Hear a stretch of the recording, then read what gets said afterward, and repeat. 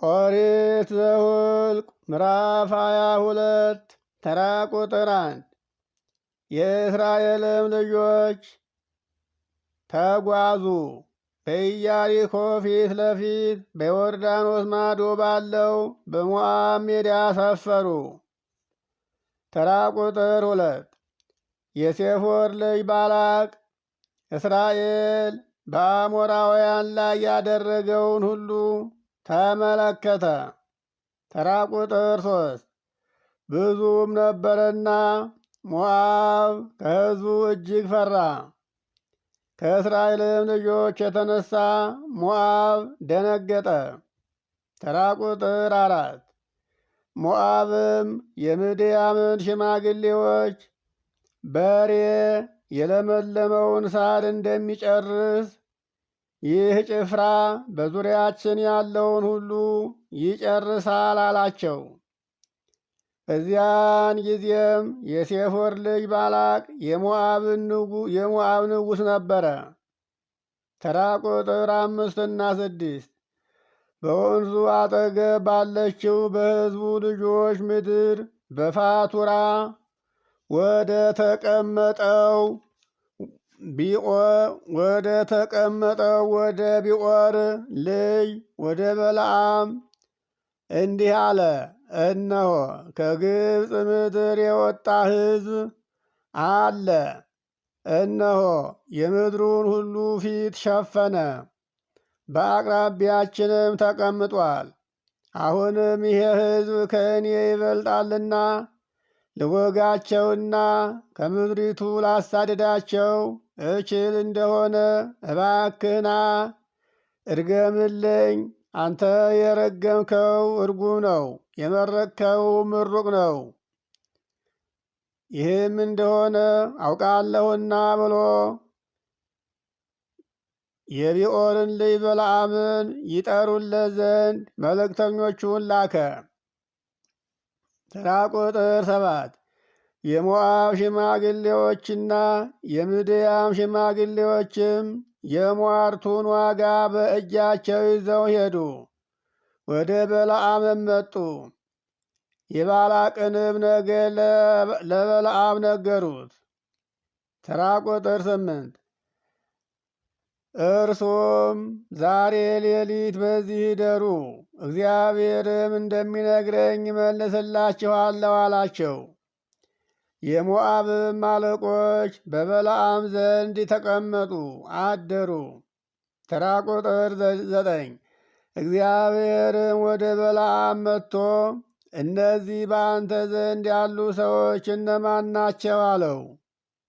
ተራ ቁጥር 10 እና 11 በለዓምም እግዚአብሔርን እንዲህ አለው፣ የሞዓብ ንጉሥ የሴፎር ልጅ ባላቅ እነሆ ከግብፅ ምድር የወጣ ሕዝብ የምድሬን ፊት ሸፈነ። አሁንም ና እርሱንም እርገምልኝ፣ ምናልባት ወጋውም አሸንፈውም አሳድደውም እችል ዘንድ እነሆ ና እርገምልኝ ብሎ ወደ እኔ ልኳል አለ። ተራ ቁጥር 12 እግዚአብሔርም በለዓምን ከእነርሱ ጋር አትሂድ፣ ይሄ ሕዝብ የተባረከ ሕዝብ ነውና ሕዝቡን እንዳትረግም አለው። ተራ ቁጥር 13 በለዓምም ሲነጋ ጠዋት ተነስቶ የባላቅን አለቆች ከእናንተ ጋር ይሄድ ዘንድ እግዚአብሔር አልፈቀደምና አላሰናበተኝምና ወደ ምድራችሁ ሂዱ፣ ከእናንተ ጋር አልሄድም አላቸው። ተራ ቁጥር 14 የሞዓብ አለቆችም ተነሱ፣ ወደ ባላቅም ተመልሰው ሄዱ። በለዓም ከእኛ ጋር ይመጣ ዘንድ አልፈቀደም አሉት። ተራ ቁጥር 15 ባላቅም እንደገና ከፊተኞች የበዙና የከበሩ ሌሎችን አለቆች ላከ። ተራ ቁጥር 16 እና 17 እነዚያም ወደ በለዓም መጥተው የሴፎር ልጅ ባላቅ ክብርህን እጅግ ታላቅ አደርገዋለሁና የተናገርከውንም ሁሉ አደርግልሃለሁና እባክህ ወደ እኔ ተመጣ ዘንድ እለምንሃለሁ። ምንም ነገር አይከልክልህ፣ እባክህና ይህንን ሕዝብ እርገምልኝ አለ ብለው ነገሩት። ተራ ቁጥር 18 በለዓምም መልሶ የባላቅን ባሪያዎች እንዲህ አላቸው። ባላቅ በቤቱ የሞላውን ወርቅና ብር ቢሰጠኝም እንኳ በትንሹም ወይም በትልቁም ቢሆን የአምላኬን የእግዚአብሔርን ቃል አልተላለፍም፣ እተላለፍ ዘንድ አይቻለኝም አላቸው። ተራ ቁጥር 19 አሁንም እግዚአብሔር ደግሞ የሚነግረኝን አውቅ ዘንድ እባካችሁ ዛሬ ሌሊት በዚህ እደሩ አላቸው። ተራ ቁጥር 20 እግዚአብሔርም ወደ በለዓም በሌሊት መጥቶ ሰዎቹ ይጠሩ ዘንድ መጥተው እንደሆነ ተነሳ፣ ከእነርሱም ጋር ሂድ፣ ነገር ግን የምነግርህን ቃል ብቻ ታደርጋለህ አለው። ተራ ቁጥር 21 በለዓምም ሲነጋ ተነሳ፣ አህያይቱንም ጭኖ ከሞዓብ አለቆች ጋር ተጓዘ። ተራ ቁጥር 22 እርሱም ስለሄደ እግዚአብሔር ተቆጣ። የእግዚአብሔርን መልአክ ሊቋቋመው በመንገድ ላይ ቆሞ ጠበቀው። እርሱም በአህያይቱ ላይ፣ ሁለቱም ሎሌዎቹ ከእርሱ ጋር ነበሩ። ተራ ቁጥር 23 አህያይቱም የእግዚአብሔርን መልአክ በመንገድ ላይ ቆሞ የተመዘዘም ሰይፍ በእጁ ይዞ አየችው።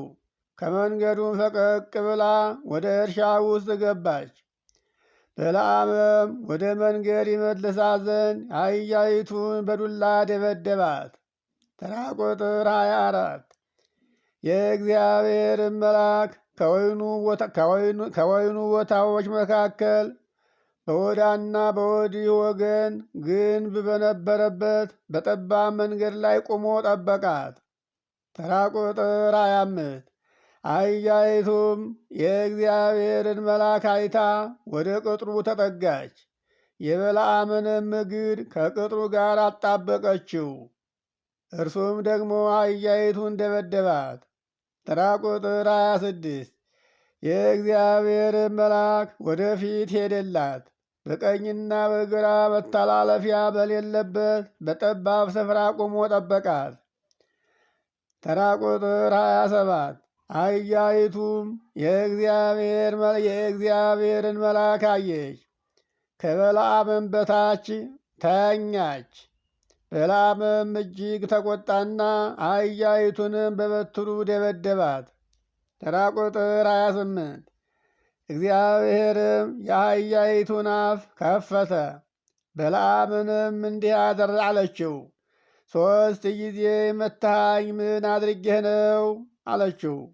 ተራ ቁጥር 29 በለዓምም አህያይቱን ስላላገጥሽብኝ ነዋ አላት። በእጄስ ሰይፍ የለም እንጂ ሰይፍ ይዤ ቢኖር ኖሮ አሁን በገደልኩሽ ነበር አላት።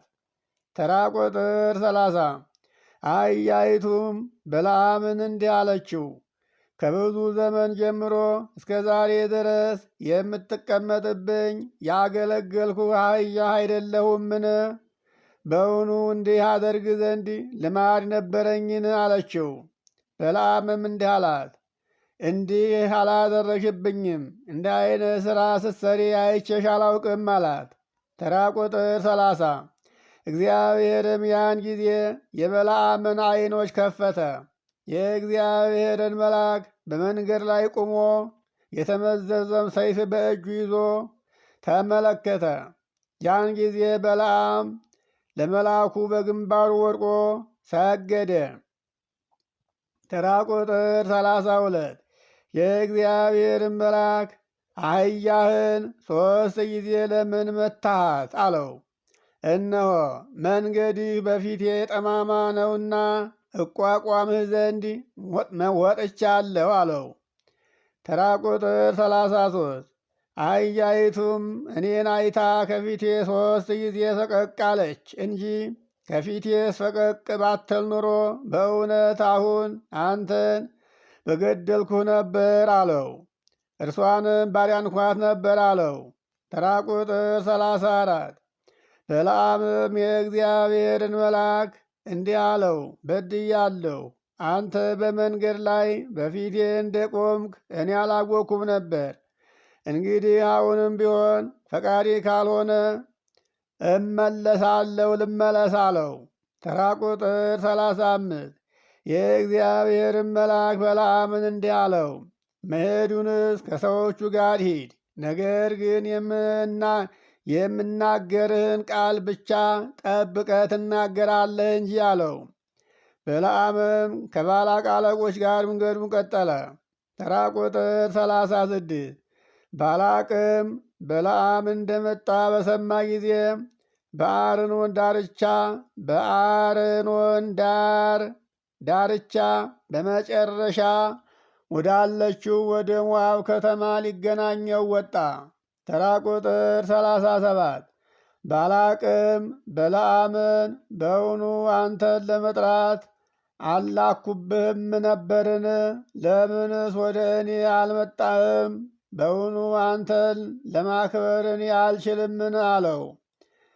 ተራ ቁጥር 38 በለዓምም ባላቅን እንዲህ አለው፣ እነሆ ወደ አንተ መጥቻለሁ። በውኑ አሁን አንዳችን ነገር እናገር ዘንድ እችላለሁን? እግዚአብሔር በአፌ የሚናገረውን የሚያደርገውን ቃል እርሱን ብቻ እናገራለሁኝ እንጂ አለው። ተራ ቁጥር 39 በለዓምም ከባላቅ ጋር ሄደ። ወደ ቂርያት ሐጾትም መጡ። ተራ ቁጥር 40 ባላቅም በሬዎችንና በጎችን አርዶ ወደ በለዓም ከእርሱም ጋር ወዳሉት አለቆች ላከ። ተራ ቁጥር 41 በበነጋውም ባላቅ በለዓምን ይዞ ወደ በዓል ኮረብታ መስገጃ አወጣው።